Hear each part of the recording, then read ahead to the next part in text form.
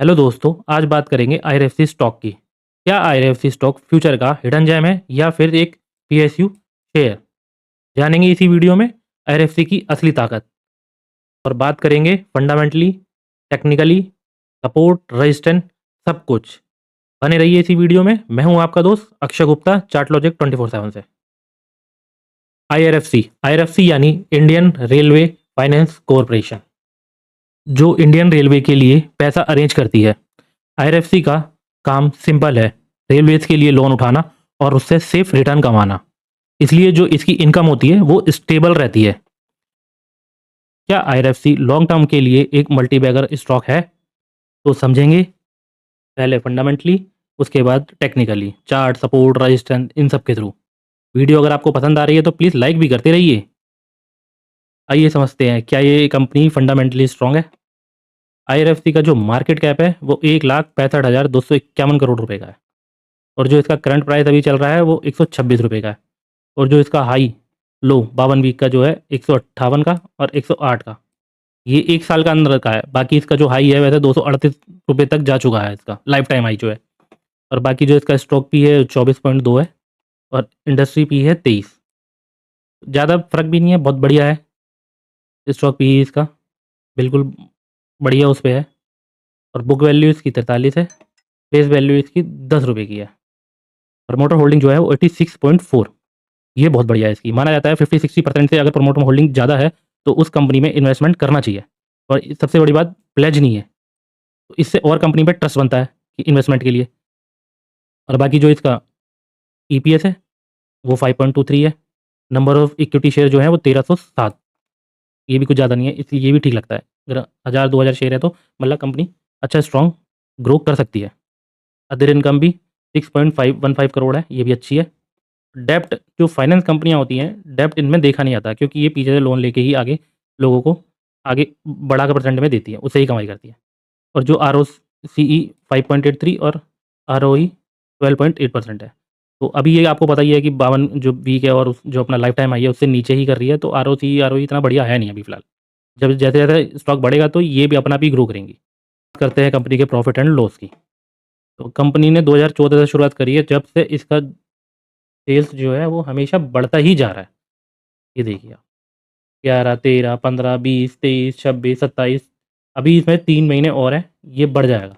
और इसका प्रॉफिट भी देखेंगे तो प्रॉफिट भी लगातार बढ़ता ही जा रहा है।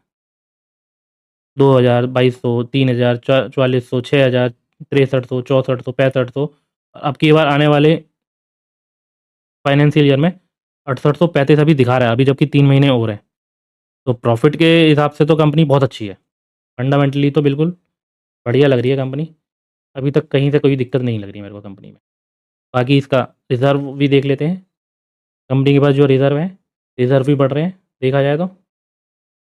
और बोरोइंग तो आपको पता ही है, कंपनी को लोन लेना पड़ता है, तो उससे ही वो अपना इंटरेस्ट बढ़ाकर अर्न करती है। अब बात करते हैं कंपनी के शेयर होल्डिंग पैटर्न की, जो सब लोग देखते हैं। कंपनी के जो प्रमोटर हैं, उनको अपनी कंपनी पे पूरा विश्वास है। अभी तक उन्होंने एक भी शेयर अभी तक बेचा नहीं है, जो शुरू में था वही अभी तक है। एफआईबी 0.97 है और डीआईबी 1.48 है। पहले से इन्होंने माल बढ़ाया है अपना, पहले 1.45 था, 1.48 है। और जो पब्लिक है, पब्लिक से माल देखो छीना जा रहा है। पहले 11.24 था, अब 11.17 ही रह गया है। अब देख लो, कंपनी से भी माल उठाया जा रहा है, मतलब डीआई उठाए रहे हैं, तो कंपनी मतलब ठीक है। फंडामेंटली तो कंपनी ठीक है, बहुत बढ़िया कंपनी है इन्वेस्टमेंट के लिए और आगे ग्रो कर सकती है। बाकी अब चलते हैं इसके टेक्निकली चार्ट पे चलते हैं। सब लोगों से रिक्वेस्ट है, लाइक करते रहिए वीडियो को अगर पसंद आ रही है तो। चलिए अब बात करते हैं इसके चार्ट की, टेक्निकल चार्ट की। तो भी देख लिए क्या लग रहा है। इसने जो अपना लाइफ टाइम हाई बनाया था देखो, 220-22 के करीब बनाया था। उसके बाद ये नीचे आ गया, यहाँ थोड़ा सा इसने कंसोलिडेट किया और उसके बाद ये यहीं चल रहा है अभी फ़िलहाल। एक देखने को लग रहा है, यहाँ से देखा जाए तो ये यहाँ से डबल बॉटम बनाने की तैयारी कर रहा है और हो सकता है ये इसके बाद सीधा ऊपर निकल जाए। और जिस टाइम इसने अपना 220 का हाई अपना काटा, तो फिर इसको रोकने वाला कोई नहीं होगा। अभी देखा जाए तो पिछले 3-4 महीने से वॉल्यूम बहुत कम था। अभी लास्ट वीक वॉल्यूम में जंप देखने को मिला है और प्राइस में भी जंप देखने को मिला है। तो हो सकता है किसी बड़े प्लेयर ने माल उठाया हो जो इसको पहला टारगेट 150 तक ले जाना चाह रहा हूँ। अगर ये पहला टारगेट अगर क्लियर कर लेता है तो हम समझेंगे कि ये डबल बॉटम तैयार हो चुका है और 150 के ऊपर जाता है तो ये दूसरा टारगेट 175 और उसके बाद तीसरा टारगेट ये 200 तक भी जा सकता है। और पहला टारगेट जो है इसका वो मेन है, 150 के ऊपर इसको सस्टेन करना पड़ेगा डेली बेस पर। अगर 1-2 दिन तक अगर ये 150 के ऊपर सस्टेन कर लेता है तो सेकंड टारगेट के लिए जल्दी पहुँचेगा। और अगर ये वापस अगर यहीं से नीचे आता है और 100 रुपीज़ को फिर टच करके दोबारा जाता है, तो मैंने रीटेस्ट करके जा रहा है। और अगर 100 रुपीज़ जो है इसका सपोर्ट है, मेन सपोर्ट, अगर ये टूटता है, तो फिर ये यहाँ तक देखने को मिल सकता है अपना, 75-80 तक भी जा सकता है। और फिर इसको ऊपर जाने के लिए बहुत टाइम लगेगा और बहुत स्ट्रगल करना पड़ेगा ऊपर जाने के लिए। बाकी आपको क्या लगता है, यहाँ से नीचे आएगा अपना सपोर्ट रीटेस्ट करने के लिए या यहीं से इसी वीक में ये 150 का टारगेट अचीव करेगा इस वीक के अंदर? तो आपका जो भी नज़रिया है हमें कमेंट में शेयर करें। बाकी कंपनी में कोई भी नया ऑर्डर आता है या कंपनी में कोई भी न्यूज़ अपडेट होती है तो मैं अपने इसी चैनल चार्टलॉजिक 24/7 में अपडेट कर दूंगा। बस आपको क्या करना है, आपको चैनल को सब्सक्राइब करके रखना है, क्योंकि मैं जो भी अपडेट करूंगा आपको सही टाइम पर नोटिफिकेशन आ जाए। और नोटिफिकेशन तभी मिलेगा जब आपने चैनल को सब्सक्राइब करके रखा होगा। और अगर आपको किसी भी स्टॉक का फुल डिटेल एनालिसिस चाहिए तो उस स्टॉक का नाम कमेंट में ज़रूर लिखें।